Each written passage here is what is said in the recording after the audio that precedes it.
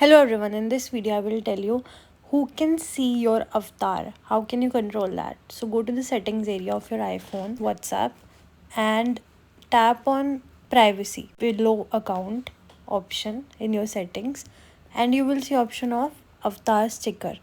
Once you reach there, you can select who can see your avatar, whether all your contacts, like basically your contacts, or some selected contacts. In other option it is like exclude these, but here it is include, so who all can see it. So I've selected 3.